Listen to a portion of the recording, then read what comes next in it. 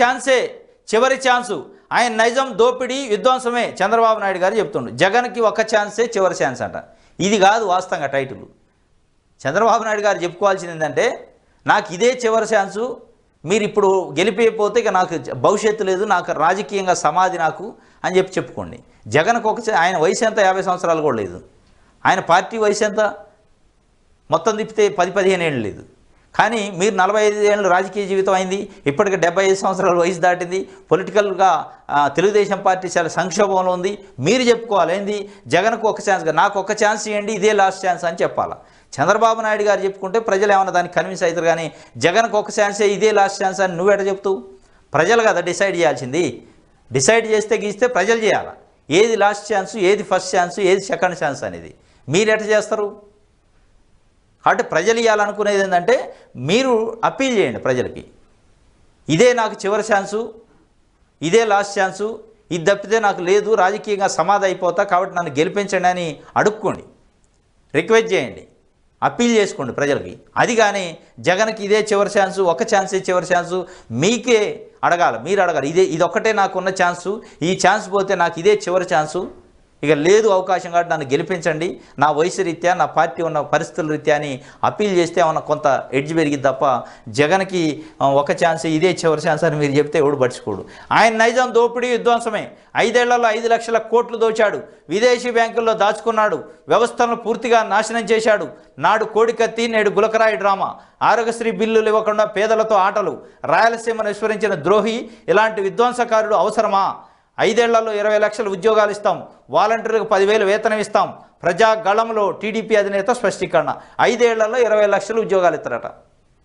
అంటే సంవత్సరానికి 4 లక్షల ఉద్యోగాలు. మొత్తం మీ రాజకీయ జీవితంలోనే 4 లక్షల ఉద్యోగాలు ఇలే. 20 లక్షల ఉద్యోగాలు ఇస్తాడు కూడా నమ్ముతురా? కనీసం సంవత్సరానికి 1 లక్ష ఇస్తా అంటే కొంత నమ్మటానికి ఉంటుంది. నువ్వు 5 ఏళ్లలో 20 లక్షలు అన్నమాట కథమే, అది సాప కింద చుట్టినట్టే. అది లేదు, అబద్ధం అనేది స్పష్టంగా. ఎందుకంటే మళ్ళీ నువ్వు నిరుద్యోగులు అంటేనే చంద్రబాబు నాయుడికి పడదు. నిరుద్యోగులకి చంద్రబాబు నాయుడికి కనెక్షన్ అసలు కుదరదు, కెమిస్ట్రీ కుదరదు. మళ్ళీ వాళ్ళనే మోసం చేసే కార్యక్రమం చేసి 5 ఏళ్లలో నేను 20 లక్షల ఉద్యోగాలు ఇస్తా అంటే ఎవడు నమ్ముతారు? వాళ్ళు చదువుకున్నోళ్ళు, ఎవడు నమ్ముతారు నీ మాటలు? చదువుకున్నోళ్ళే చంద్రబాబు నాయుడు మాటను నమ్మే పరిస్థితి లేదు. చదువుకున్నోడు, జ్ఞానం తెలిసినోడు ఎవడు నమ్ముతాడు అనేది ఇలా ప్రశ్న. 5 ఏళ్లలో 20 లక్షల ఉద్యోగాలట. మొత్తం నీ 45 సంవత్సరాల రాజకీయ జీవితంలో 14.5 సంవత్సరాలు ముఖ్యమంత్రి చేస్తే 14 లక్షల ఉద్యోగాలు వేసినవా అనేది ప్రశ్న. ఇప్పుడు సంవత్సరానికి 4 లక్షల ఉద్యోగాలు అంటే మరి జనాలు చెవిలో పువ్వు పెడుతుండా ఏందనేది అర్థం చేసుకోవాలి. ఇది ఆంధ్రజ్యోతికి సంబంధించి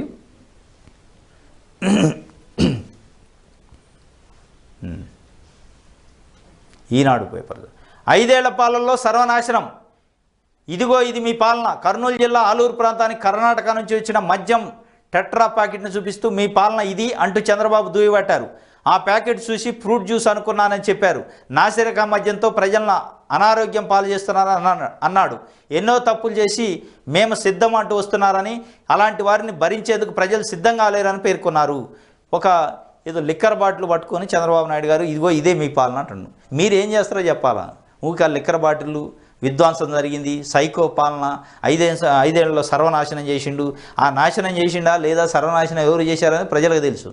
కానీ మీరేం చేయబోతారు? ఒకళ్ళు గెలిస్తే మీరేం చేస్తారు ప్రజలకు అనేది చెప్పే ప్రయత్నం చేయకుండా పదే జగన్మోహన్ రెడ్డి విధ్వంసం చేసిండు, సర్వనాశనం చేసిండు, నాశనం అని రాష్ట్రాన్ని నాశనం చేసే కార్యక్రమాన్ని తీసుకున్నావు తప్ప దాంట్లో నిజాయితీ లేదు. నీ మాటలో నమ్మే పరిస్థితుల్లో ప్రజలు లేరు, విశ్వసించే పరిస్థితులు లేదు. నాశనం చేసిండు, విధ్వంసం చేసిండు అని తప్ప ఎట్లాంటి నాశనం, ఎట్లాంటి విధ్వంసం చెప్పే ప్రయత్నం చేయడు. ఒకవేళ ఆ నాశనానికి, విధ్వంసానికి నువ్వేం చేస్తావు విరుగుడు అనేది చెప్పే ప్రయత్నం చేయడు. నిజంగానే జరిగి ఉంటే పదాలు బాగున్నాయని చెప్పి విధ్వంసం అంటే ఎవడు నమ్మే పరిస్థితి ఉండదు. ఎవరుంటే మంచి జరుగుతుందో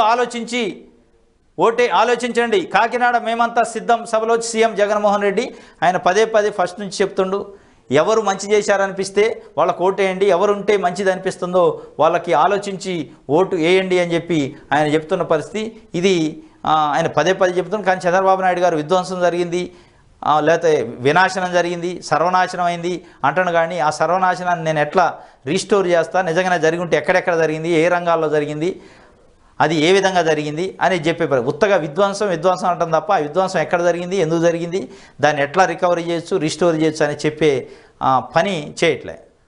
ఓన్లీ ఆయన పదే పదే ఇదే చెప్తుండే తప్ప విధ్వంసం జరిగింది కాబట్టి నాకు ఓటేయండి. ఏం విధ్వంసం అంటే చెప్పే పరిస్థితి లేదు, ఎక్కడ విధ్వంసం అంటే చెప్పే పరిస్థితి లేదు. ఇది ఒక వార్త. లాస్ట్ పేజ్ చూద్దాం.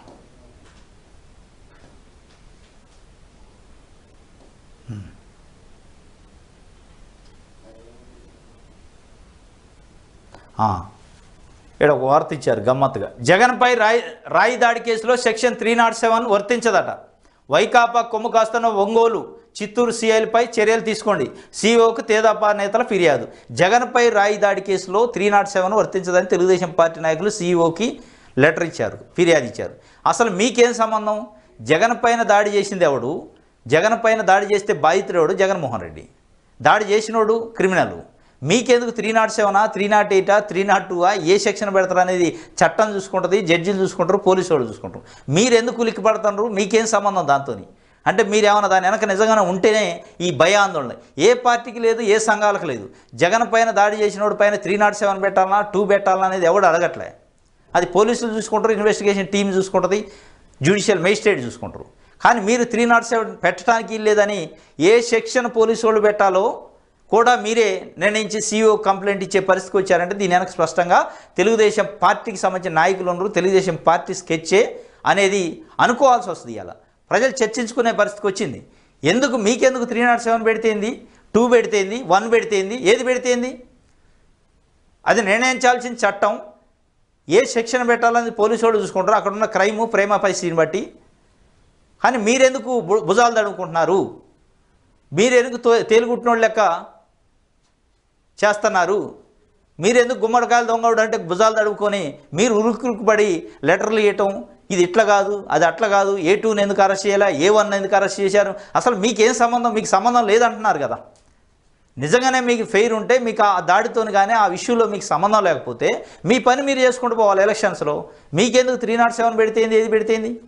కాబట్టి 307 పెట్టడం కరెక్ట్ కాదు అని మీరు లెటర్ ఇచ్చారంటే దాని వెనక మీరున్నారు, మీకు సంబంధించిన నాయకులు ఉన్నారు అనేది స్పష్టంగా అర్థమవుతుంది.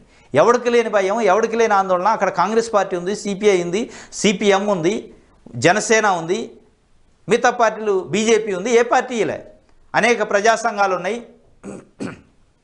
ఏ సంఘం కూడా, ఏ పార్టీ కూడా, ఏ వ్యవస్థ కూడా, ఏ హక్కుల కమిటీలు, పోరాట సమితులు కూడా ఎవడు కూడా 307 ఎందుకు పెట్టారని ప్రశ్నించాల పోలీసుల్ని. మీరు ప్రశ్నిస్తున్నారంటే దాని వెనక దొంగలు ఎవరంటే మీరే అనేది తెలుగుదేశం పార్టీ ఆ గులకరాయి దాడి వెనక ఉంది. హత్యా ప్రయత్నం చేశారు జగన్మోహన్ రెడ్డి మీద అనేది స్పష్టంగా